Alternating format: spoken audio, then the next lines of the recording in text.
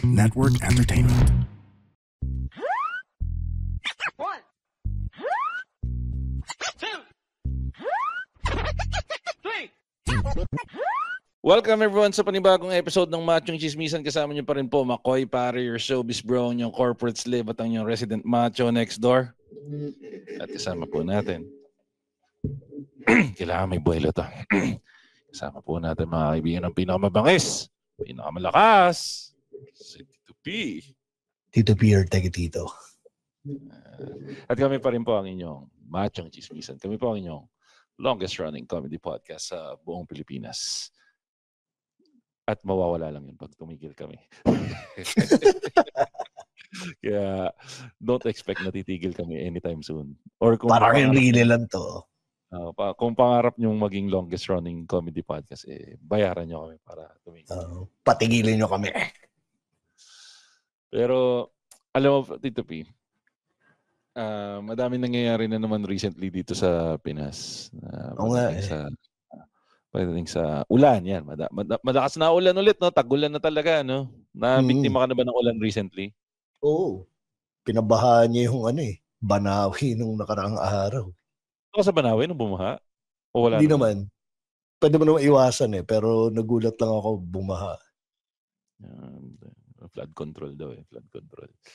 Pero pare, alam mo ano masarap gawin pag umuulan? Ano? Magsunog. Bonfire tayo. Bonfire. Parang magbo-bonfire umuulan.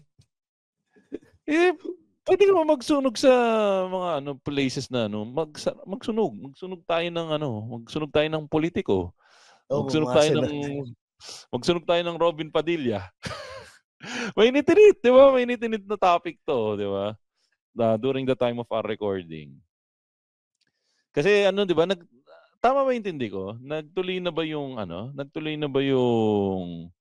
yung impeachment or hindi? Kasi ang intindi ko sa nangyari, kanina, si Senator Robin Padilla, nag-file siya ng resolusyon na i-shut down yung impeachment proceedings versus Sara Duterte.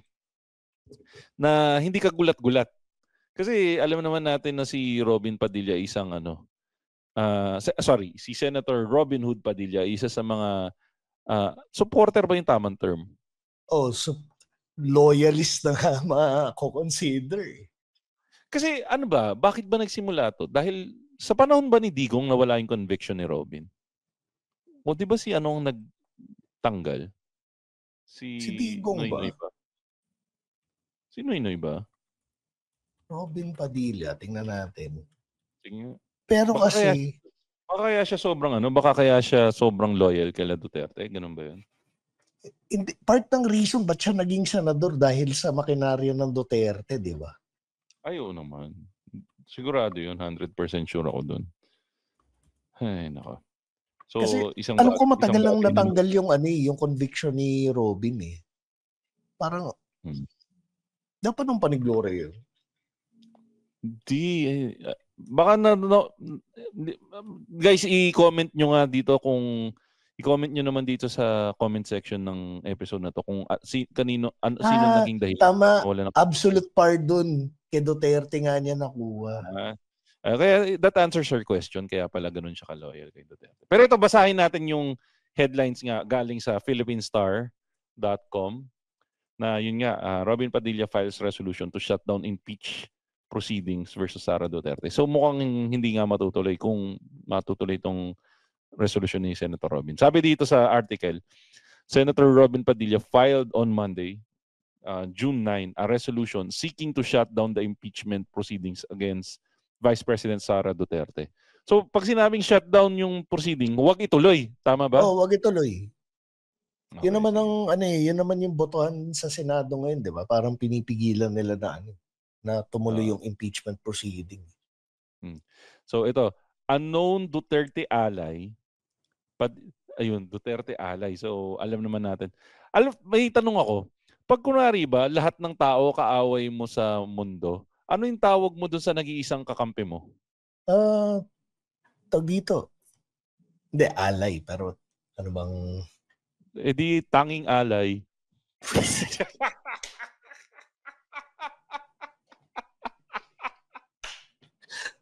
Ang inang tito joke. Close enough. Maganda naman Oo, Kaway mo lahat ng tao sa pwede. mundo. Tangina. Oh. Was this close, pare? Was this close? Okay, ma'am. Balik tayo. Sorry guys, kailangan ko lang talaga bitawan nyo. Matagal-tagal na naman akong di nagtitito joke dito sa Matching Chismisan. Anyways. Okay na yan. Okay. So, unknown Duterte ally, Padilla filed resolution number 1371 urging the Senate to declare the impeachment process as terminated. Tapos, ito yung matindi. Ito yung quotable quote para kay Robin Hood Padilla, Senator Robin Hood Padilla for this day. Ready ka na ba, Tito Pidge? Sige, go.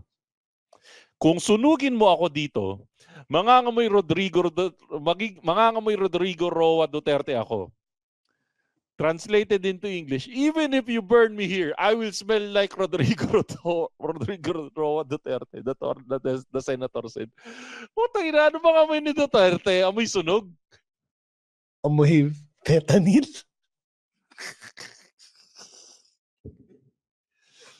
Ayun lang yung ano eh. Pero di ba Davao kasi, so I'm assuming durian kasi yun ang ano.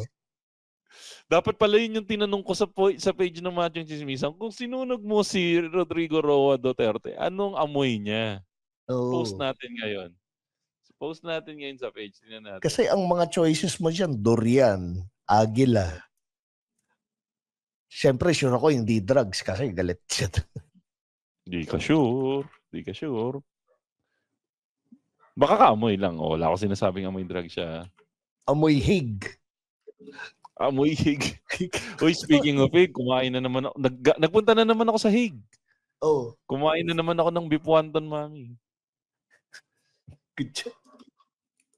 Ay, nako. Pero yun nga, anong masasabi mo sa sa posibleng sa statement na yun ni Robin Hood Padilla na pag sinunog mo daw siya mangangamoy Rodrigo Roa Duterte siya? Medyo masyadong simpish nung hirit na yun. Pero nagigets ko sa nagagaling yung loyalty niya.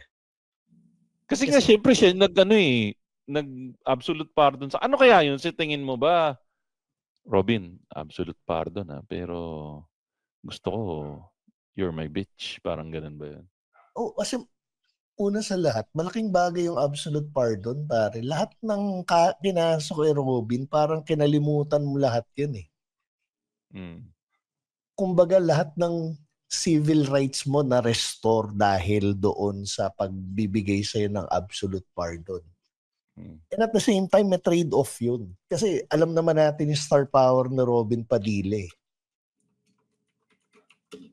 Parang parang makabagong FPJ si Robin Padilla.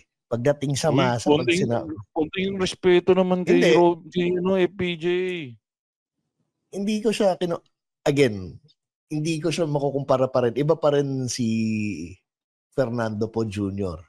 Pero the closest na nakikita ko na pwedeng ikumpara yung fame sa pagiging action star is si Robin Padilla. Which is yun rin yung tinatry i-achieve ngayon ni Coco. May point naman. May point. Tama ka. Kasi di ba nung tumakbo siyang senador? Pero so ibig mo sabihin, at a certain point in time, si Coco Martin, posibleng tumakbo din na sa politika. Tingin mo tatakbo yan in the future? Merong probabilidad. Kasi sa Batang Quiapo, tatakbo na siya ng mayor eh. Hindi, pero naman di ba? Parang although yung turnout nung nakaraang election, medyo siya, binigyan ka ng pag-asa sa Pilipinas. Alat ang mga alat ang mga artista nitong nakaraang election Pero malakas pa rin yung mga Duterte. Kasi malaki naman talaga following ng mga Duterte lalo na sa Davao, di ba? Exactly. Anyway, sige, tuloy natin yung sinasabi mo, game. So, sa akin lang, parang ang ginagawa ni Robin kasi is nagdo-double down siya dun sa loyalty niya. Kabaliktaran ng ginagawa ni Enrile. Ano ba ginagawa ni Enrile? Kung saan? Si Enrile, sinong nakakaangat dun siya, di ba? Kumbaga, father of turncoats. Si Enrile. He went from pro Marcos, naging Cory, Nag-Cory ba siya? Ay, oo nga, no, tama, kasama nga pala siya doon. Tama nga pala. Sorry. Sila ni Ramos yung yung bumaliktad sa sa mga Marcoses eh. Tapos, panahon ni Cory, di ba, parang umaano siya, di ba? Parang tinatry niya kunin yung favor ni Cory. Na hindi niya nagawa, kaya nagkusila. Tapos, nung panahon ni Noynoy, medyo sumisip-sip siya kay Noynoy. Tapos nung ngayon si BBM, kay BBM naman siya umaano. Si Robin, talagang nagdo-double down siya sa loyalty niya, which is something na I can respect. Kumbaga, para rin siya ng pagtanaw na utang na loob eh. Sabagay. Ito, tuloy muna natin. Sige. So, ang sabi mo nga si Robin, tumatanaw ng utang na loob. So, tuloy natin yung storya. So, he largely anchored his resolution on Senator Francis Tolentino's earlier manifestation during the June 2 plenary, arguing that there is not enough time to begin and conclude the proceedings before the 19th Congress adjourns on June 13. Whereas, both houses of the Congress of the Philippines adjourned sine die on June 13, 2025. Pursuant to Section 15, Article 4 of the Constitution, the resolution said. So, technically, mahaba pa tong article na to. Sinasabi lang na kakapusin yata sa oras. Yun ang pagkakaintindi ko. Basically, ang ginagawa nila, kung kayang barilin yung impeachment, babarilin nila. Kung hindi man nila mabaril, ide-delay nila na ide-delay yan. Diba, yun yung nakakatawa lang sa mag-amang Rodrigo Roa Duterte sa kay Sara Duterte, na parehas silang bumabangko hindi sa pagpapatunay na wala silang kaso, na wala silang kasalanan. Bumabangko sila na hindi matuloy yung kaso, paglilitis, yung kaso. Katulad kay PDG, kay Duterte, umaasa sila na mapagbigyan na pauwiin dahil matanda na, or madaan sa technical. Humanitarian. Si Sara naman, hindi rin bumabangko sila na hindi rin matuloy yung kaso. Yung impeachment, hindi naman siya kinakasubuan, more on tatanggalin siya sa pagiging VP. Which is ang irony dito, nag-away yung ama kasi kumampi si VP Sara kay BBM. Kay BBM na eventually yun yung nagkaroon ng falling out. Pero ito yung ito naman napag-usapan na natin si PDG sa si Sara. Balik tayo kay Robin. Ang classic line ni Robin dito, kahit sunugin mo siya ngayon, mag-aamoy PDG siya, di ba? Oo. Ikaw pre, may tanong ako sa'yo. Sa buhay mo ba, naging ganitong klaseng level ka na ba ng loyal sa isang tao? At meron ka bang tao na feeling mo willing kang magpasunog at pag sinunog ka, kaninong amoy yung makukuha sa'yo na ganong level ka naka-loyal sa isang tao? Naranasan mo na maging? Kay Jesus. Kay Papa Jesus. Pag sinunog mo ako, amoy Papa Jesus ako. Kasi syempre tayo eh. Produkto tayo ng mga Catholic school eh. Tama naman, kay Papa Jesus. Yan ang tamang sagot dun. Kasi off-guard mo ko dun, Tito P. Kala ko kung sino sasabihin mo, biglang Papa Jesus. Hindi kasi, kung meron akong tsansa para maging santo, this is my best time para maging santo. Pero may mga naging santo, sinunog sila sa pangalan ng Panginoon. So might as well, if I'm going down in a blaze of glory, bakit? Kanino ka pa kakapit kundi kay Jesus? Yes. Diba? Jesus is the way. Jesus is the light. Best way para maging light, sunugin.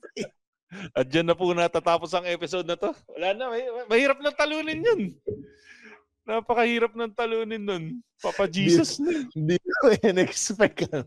Pwera na lang kung iba religion mo, doon ka na mag-amoy, kung kaninong religion, insert religious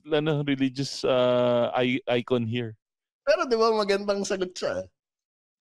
Makes sense. May sense naman talaga. Not being blasphemous, pero ano yun? I mean, hindi, naniniwala naman ako doon sa sinabi mo. Nagulat lang ako na yun ang sinagot mong gago ka.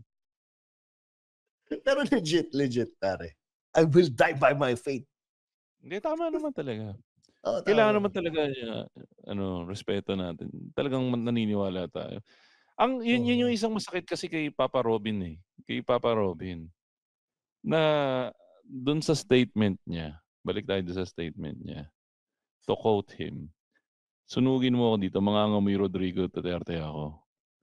Hindi mo pwede na mangamoy Pilipino ka naman, Papa Robin. Di ba? Mangangamoy taong bayan naman ako.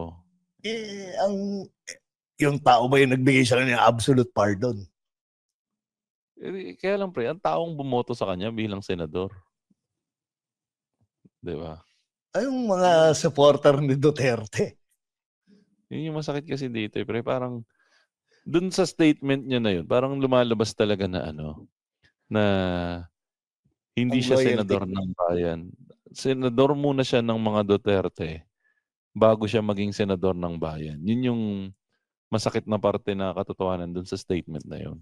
Oh, pero na kung ikaw ay isang taxpayer na Pilipino, lalo na kung hindi ka naniniwala doon sa pinaglalaban niya na kasi ang lumalabas dito parang abogado siya ng mga Duterte. Oh, parang napakasakit na yun. Nakaka-disappoint. Kaya ako mismo ngayon na-disappoint ako. Kumbaga, ang baba na nga ng expectation sa'yo. Hindi pa na-meet. Yun yung di ba? Hindi, pero ang ano niyan, ang other side naman yan is ma-appreciate mo yung loyalty niya. Kasi ang pagkakaroon ng utang na loob, isa sa mga values na pinapahalagaan ng mga Pilipino. Alam mo yung eksaktong sinabi mo? Yung hindi. Parang okay lang nakupal siya, pero at least loyal siya. Loyal siyang kupal. Gets mo? I mean, I can respect. May skit na ganyan yung Bubblegang recently. Alam mo ba yun? Yung parang yung bago mag-eleksyon na parang, uy, magnanakaw siya. Pero at least honest siya. Oo, kasi honest. Ito naman, hindi siya masyado matalino. Ito ba yung sinasabi nila na yung habang nangangampanya sila sabi nila magnanakaw kami. Yan. Pero ikaw, yan, maganda yung naging punto mo na yan. Ano yung mas pipiliin mo sa dalawa? Mayroon kang isang politiko na kumakandidato, dalawang politiko na kumakandidato sa harap mo. Huwag na tayong magbigay ng pangalan. Traits na lang para mas magkaroon ng critical thinking yung mga nag-iisip. Yung mga nakikinig. Kayo din kung nakikinig kayo, comment nyo kung ano pipiliin nyo doon sa dalawa. Meron kayo isang politiko na alam mo na medyo may tendency na maging balingbeng. Pero maayos siya magtrabaho. Pero balimbing siya. Or doon ka sa isang tao na medyo wala masyadong alam at hindi masyadong katalinuhan, pero loyal siya. Ano pipiliin mo sa dalawa? Dito pupunta sa saan ako makikinabang dyan sa dalawa. Hindi. May point. Kasi pangit lang pakinggan. Pangit lang pakinggan. Pero kasi kung ano yung may pakinabang sa'yo, yun yung kailangan mo sa buhay mo eh.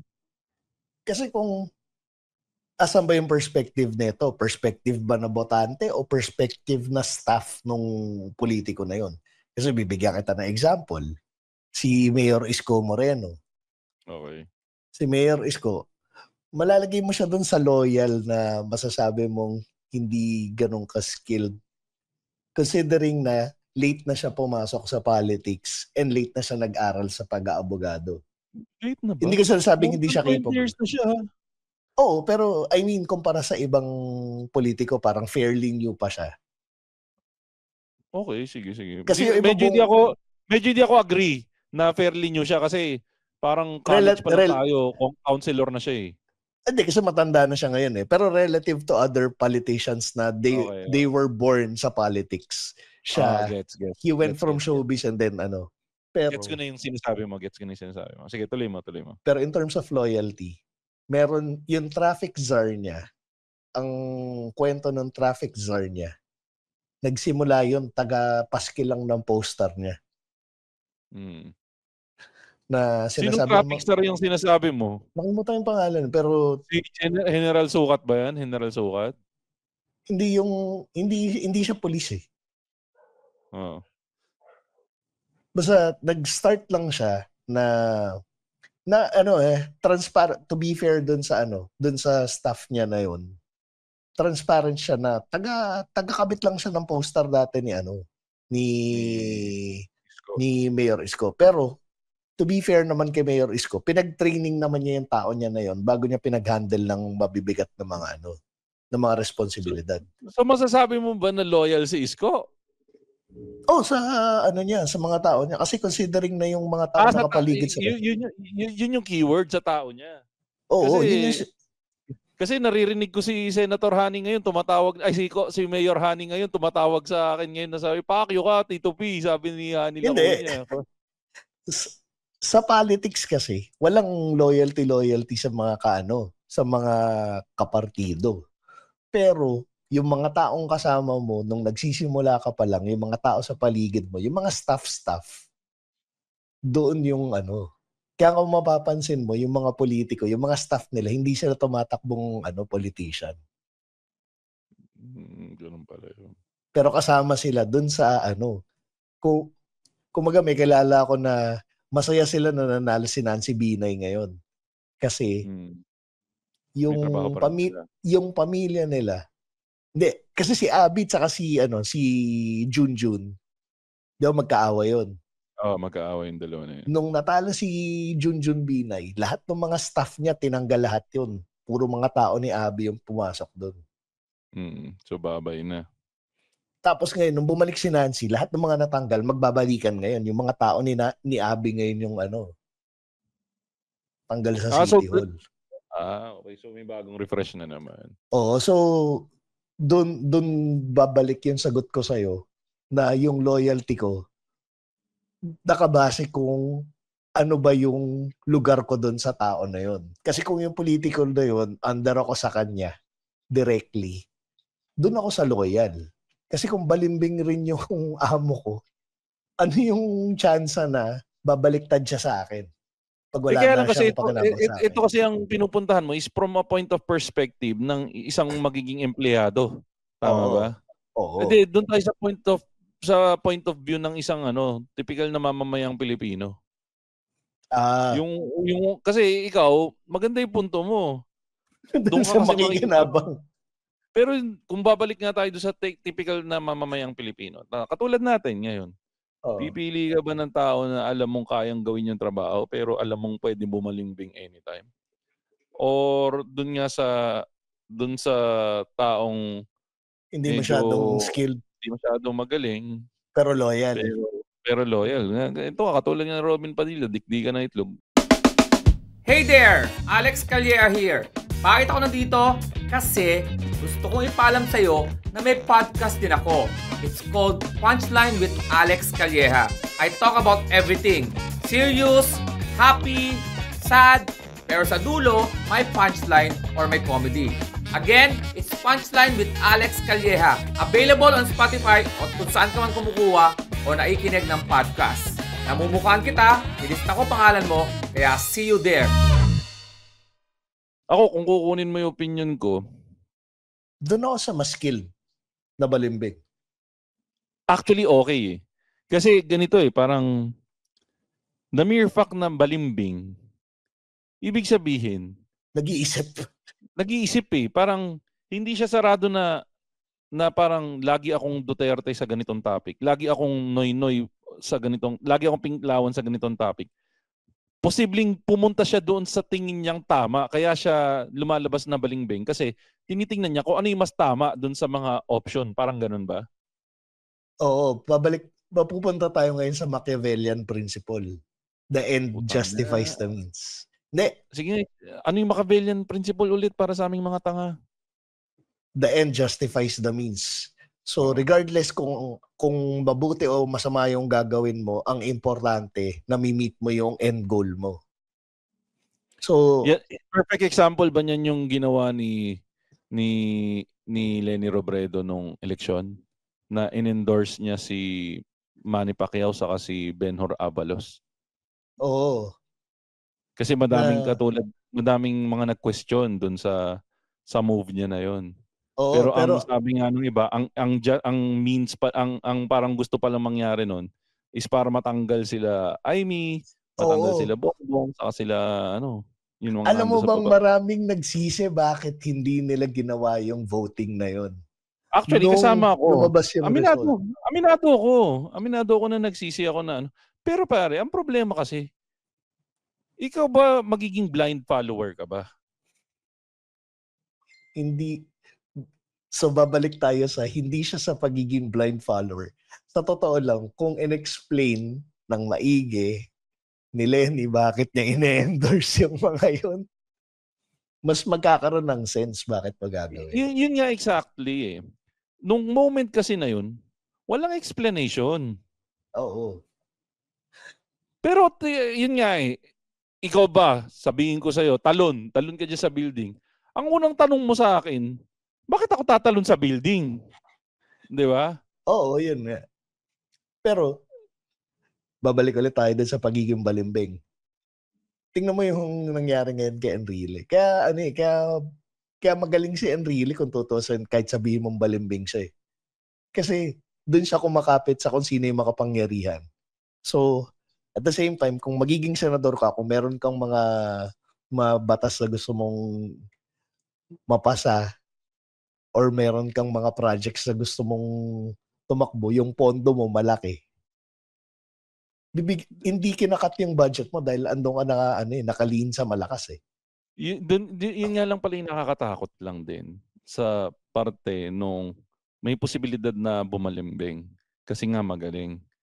Though, maganda nga na nag-iiba-iba ng stand para at least makita mo kung ano talaga yung gusto niya. Ang nakakatakot lang talaga doon is pag dumating na sa punto na hindi na kayo parehas ng stand. Oo. Yun, doon. Parang papasok na betray ka nung ibinoto mo. Kasi hindi niya na ginagawa yung gusto mo. Which is, katulad din ng example mo kanina, hindi ka na nakikinabang doon sa gusto niya mangyari. So yun yung doon pumapasok yung dilema. Pero kung papipiliin ka, doon ka na sa highly skilled na balimbing. Kaya lang, provided na nami-meet niya yung end goal na gusto mo ring mangyari.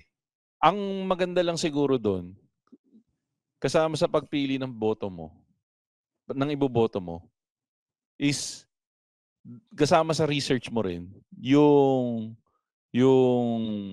ano yung prinsipyo, ano yung... Yan, yung prinsipyo. Minsan kasi, makikita mo doon sa prinsipyo na alam mo kung anong yung tama, yun yung gagawin niya. Oo. Though minsan, magkakaroon kayo ng disagreements kung paano nila ma-achieve yung end goal nyo. Sample, si Bam Aquino, pag tinanong mo kung pro-divorce siya o hindi siya pro-divorce. So, doon pa lang, madami ng tao na to turn off. Kasi, madaming tao may gusto ng divorce eh. Oo. Pero ang sagot niya kung bakit hindi siya pro-divorce, mahirap ipasa yung batas na divorce dito sa Pilipinas dahil mahaharang yung amoy pa lang ng divorce, matitira na siya ng mga anti-divorce. Oo. So, ang nilalaban pala niya is annulment, which padaliin yung proseso. Yung proseso ng annulment. Actually, yun yung problema rin sa atin eh, na parang lahat nakabase sa headlines. Oo, na tama. Merong tayong mga mambabatas na hindi sila pro-divorce. Oo. Si Lenny, Hindi rin siya pro-divorce. Pero meron siyang interview na meron na kasi tayong existing systems na kailangan mo lang i-improve. So Tama. meron na tayong annulment. Ang problema natin, yung annulment hindi accessible. Tama. Mahal, mahirap yung proseso. So might as well, kasi yung iba ang katwiran nila, yun yung na-appreciate ko sa interview na parang meron man tayong varying opinions dun sa ano nila, sa point of view nila. Ang sinabi naman niya kasi is, kung yung current na system na meron tayo, hindi na nai-implement ng maayos, magre-resort tayo dito sa another system. Oo. Ano yung guarantee natin na magiging mas madali siya? Oo, yung mga provisions na ito mas madali. Pero in execution ba, meron na tayong track record na hindi magaling yung execution natin. So, what guarantees na magiging maayos yung execution na itong isa? Kumbaga, may isang... Kasi, yun din yung isang problema natin dito sa Pinas na madaming gusto nung death penalty kasi ang sabi nga nila, ang sabi nga nila mas mabigat yung parusa, mas natatakot. Pero kung papansinin mo, hindi naman natatakot din yung mga tao. Pero tingnan mo yung nangyari nitong naglabas sila ng NCAP. No Contact Apprehension Policy ba yun? Oo, yung sa ano. Di ba sa EDSA sila start? Hindi lang sa EDSA, pati sa Commonwealth. Yung mga nagmo-motorsiklo, kung mapapansin mo, takot silang lumabas doon sa yun sa nila. Bakit, Tito P? Kasi may certainty na magkakakaso sila. Oo. May certainty na mahuhuli sila. Malaki yung certainty na mapaparusahan sila pag ginawa nila yon. So, ang ibig ko lang sabihin dito, yung pag-implement ng batas is may certainty na matutupad yung implementation ng batas, susunod yung tao. Same thing nung sinasabi mo kanina doon sa klase nung sa annulment, na hindi na i-implement ng maayos yung batas. Kaya, bakit ka pa magdadagdag ng panibagong batas na hindi mo mai-implement, na may posibilidad na hindi mo rin ma-implement? So, balik tayo dun. Existing system ka na pwede mo lang i-improve eh. Hindi mo na kailangan ng bago eh. Diba? So parang ano ba, nagkakasundo tayo na mas magandang yung balimbing na may mas alam kaysa... Oo. Kaya lang, di ba naman, paano naman kung ibinoto mo na alam mo na at least yung dahilan ng pagboto mo sa kanya, which is, katulad nga ikaw ay isang diehard DDS supporter. Ibinoto mo si Robin dahil alam mong poprotektahan niya si Tatay Digong. Katulad ng battle cry nung karamihan ng nasa slate ng ano tawag sa grupo nila Duterte nung eleksyon? Ano? DDS. Hindi, pero yung battle cry nung grupo nila na yun, isusuportahan nila si Tatay Digong. Oo. So kung ikaw, yung botante, at yun yung dahilan kaya binoto mo sila, right now, Robin is delivering. Oo. Kasi kaya tayo galit kay Robin ngayon kasi hindi natin sinusuportahan yung adhikain ni Robin. Pero kung ikaw ay DDS supporter, go Robin, go! He is serving his purpose. So, pabor na pabor siya talaga sa mga sa mga loyal Duterte. Pero tingin mo ba, ang purpose ba talaga ni Robin is maging makabagong siya ba yung makabagong manananggal?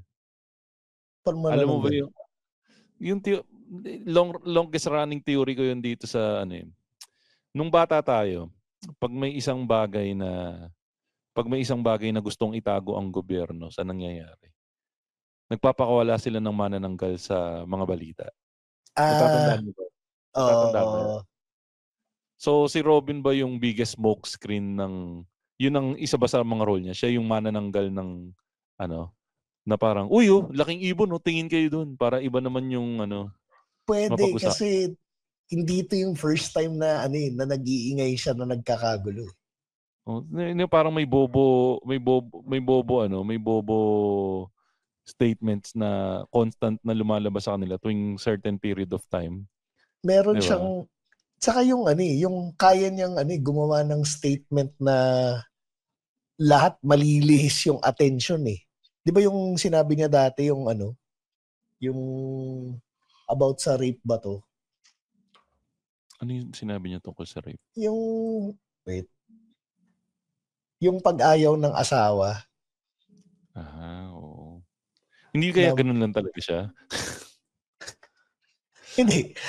Iyon pa yung kagandahan, hindi mo alam kung ginagawa niya yun dahil meron talagang intensyon na maging smokescreen o talagang personality lang niya na yun yung ine-expect mo na isasagot niya.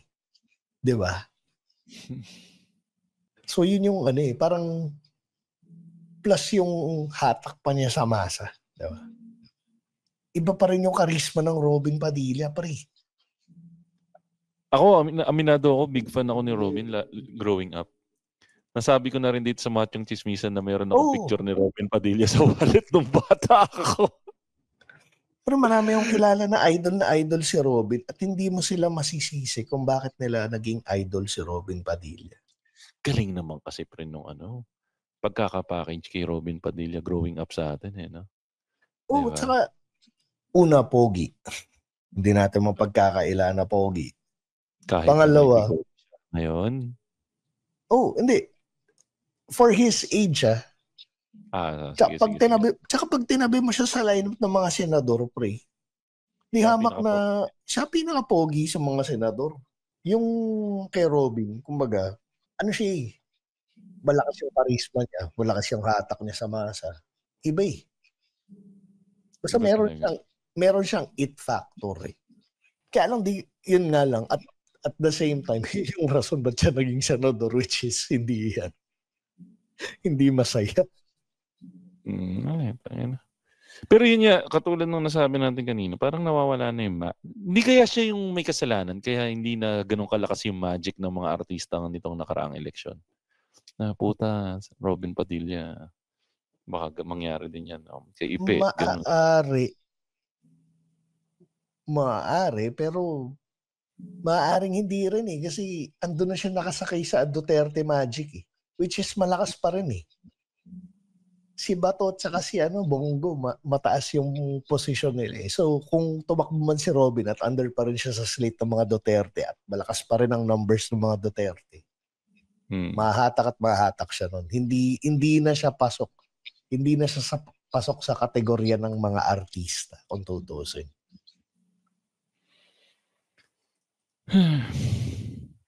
Pero sige, tanggalin natin sa konteksto ng politika.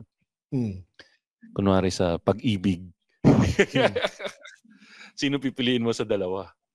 Yung magaling magmahal pero hindi honest, hindi loyal, o doon ka sa bobo-bobo pero loyal sa'yo? Napakagandang tanong yan. Yun nga. Para mas mahirap. Kasi ito, iba na eh. May personal touch na eh. Doon ka, parang lalabas dyan yung parang, ano yung tanong sa kanta? Mahal ko o mahal ako? Alam mo. So dito tayo papasok sa, ang logical na sagot dyan, syempre pipiliin mo yung loyal. Pero, ang nature ng tao, pipiliin yung red flag. Diba? Similar principles pag namimili ka ng pagkain. Alam mo kung ano yung healthy na pagkain. Alam mo na dapat kinakain mo yung healthy na pagkain. Pero, masarap yung crispy pata. Masarap nga yung crispy pata, pre. Diba? Adik ko crispy pata. Anong paborito mong crispy pata, pre? Yung, dito. Siya, tanungan pangalan nun. Ako paborito ko yung Judy Ann's crispy pata sa Malabon eh. Try mo yun. Layo. Pero pare masarap dun. Gago, mabilis lang yun pag galing ka sa inyo sa QC, sa tatawid ka lang ng dun. Sa banda ba to? May bandang monumental lang ba to? Malapit na sa monumento, mga 10 minutes away sa monumento. Minsan kain tayo doon. Sige. Pero kung papipiliin ka, ulo o crispy pata? Ay, di ko makain ng ulo eh. Ako rin. Crispy pata all the way. O kaya kain Yung tayo ano- ng crispy pata sa yung pinapopsicle, yung pinapopsicle na crispy Oh, pata. yun nga, yun yung sasabihin ko sa'yo. Yun yung nasa isip ko na nakalimutan ko yung masarap, yung malambot yung crispy pata. Oh, malutong pero malambot. Sa QC. Ano nga to? Oo. Nakalimutan ko lang yung pangalan. Maalala ko yun. Hindi, madaling ano yun. Popsicle, crispy pata. Livestock.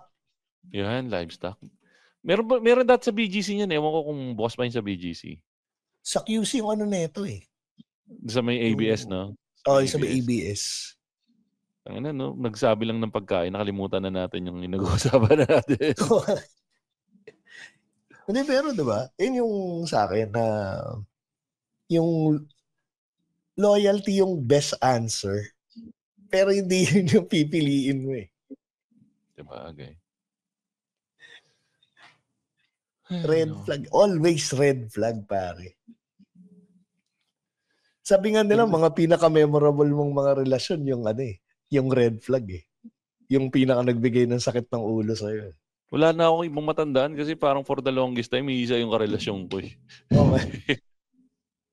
Alam mo naman ang storya ng buhay ko, di ba? Oo. Parang ilang taon na kami magkasama. Yung iba kasing mga naging karelasyon ko, parang parang ilang buwan lang. Wala yung iba lang nga, parang technically, hindi siya ganun kaseryoso. Isa lang yung naging kaseryoso ko talaga na pag-ibig. Ay, nako. Pero ang nakakabilib kay Robin, yung loyalty niya sa kay Duterte. Mas loyal pa siya kay Duterte kaysa sa mga naging shota. Puta, naunahan mo ko eh. Doon nga ako pupunta eh. Kung yung loyalty na yan, naibigay niya sa mga naging jowa niya, puta, no? Hindi siya aabot kay Mariel. Di ba? Ay, no. Pero mukhang nagsettle na siya kay Mariel. Dapat lang, ha? Dapat lang. Sa tandaan niya. Pero matinig pa rin, pre. Kasi parang bumiksoto siya doon eh.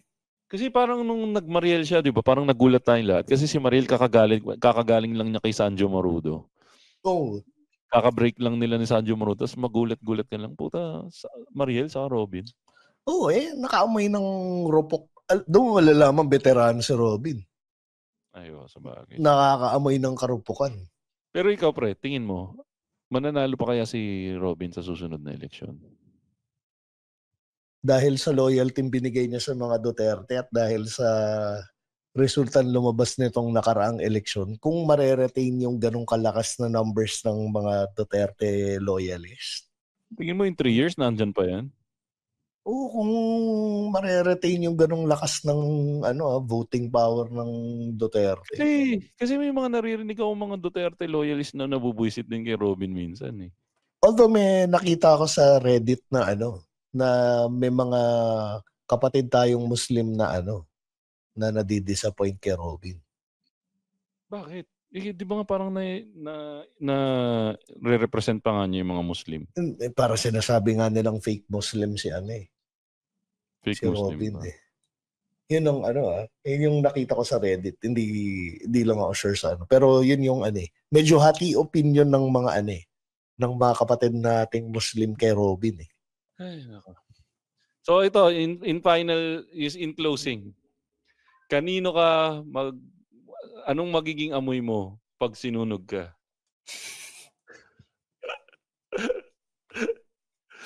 Ulitin natin, kung si Robin Padilla ay magagamoy Rodrigo Duterte pag sinunog, ikaw, magagamoy ano ka pag sinunog ka? Babalik ulit tayo. Amoy Jesus Christ. Amoy Jesus Papa Jesus. Amoy Papa Jesus tayo. Because He is the way, the truth, and the life. His power over me is love. Yes. Tito P, saan kanila pwede i-follow na social media pages? Pwede nyo ko i-follow sa IG Tito__P.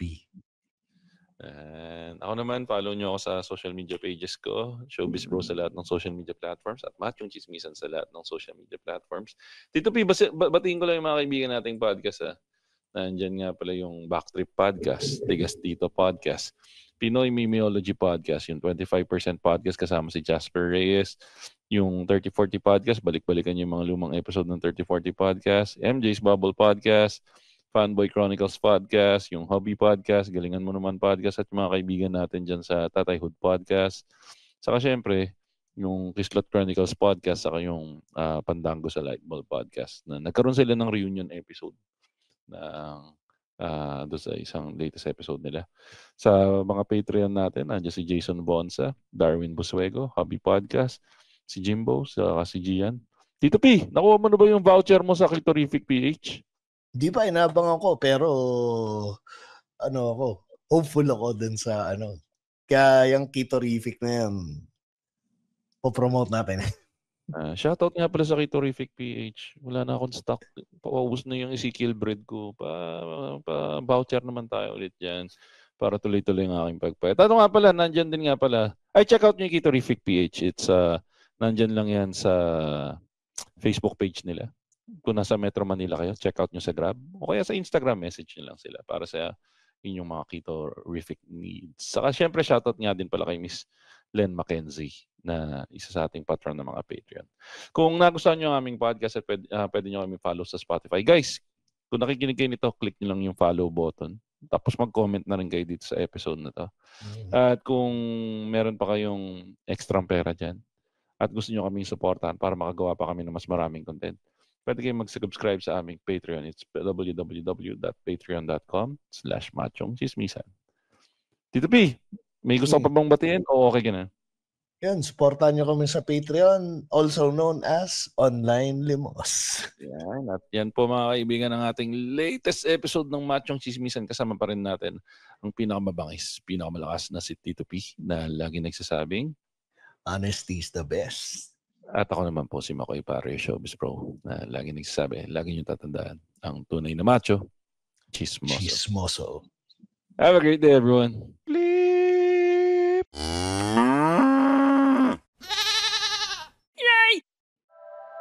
The opinions of podcast creators, hosts, and guests are not necessarily reflective of the official stance of the Pod Network Entertainment, its hosts, or other network programs. The content created by the people behind the podcast is personal and not meant to harm any religion, ethnicity, group, organization, company, or individual.